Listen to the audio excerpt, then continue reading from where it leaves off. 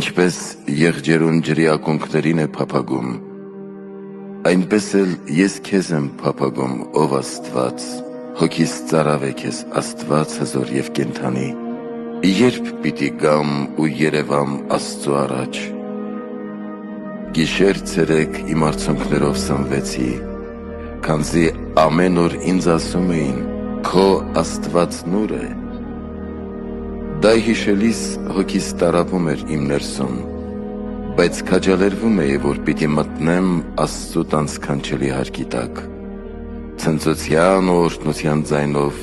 և ձայնով բարեբանության։ Արդ, ինչու ես տրտմում հոգի իմ, կամ ինչու ես խռովեցնում ինձ։ Հույսդ դիր Աստծու վրա, օրհներգիր նրան, իմ անձը փրկողն Աստված է։ Հոգին իմ խիստ խռովվեց, դրա համար քեզ հիշեցի Հորդանանի երկրից ու Հերմոնի փոքր սարից։ Անդունդից քեզ կանչեցին քո հորձանքների ձայնով, քո բոլոր կոհակներն ու ալիքներն անցան իմ վրայով։ Ցերեկը Տերն իր ողորմությունը հաստատեց, գիշերը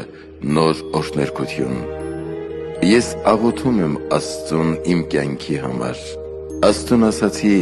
ինձ ընդունողը դու ես, ինչու մերժեցիր ինձ, ինչու տխուր լինեմ թշնամուց հալածանքի ժամանակ։ Երբ ոսկորներս փշրվեցին, թշնամիներն իմ նախատեցին ինձ, ամեն օր ասելով, քո Աստվածն ուր է։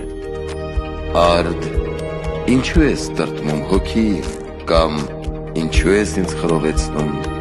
Հույսդ դիր Աստծու վրա, օրհներգիր նրան,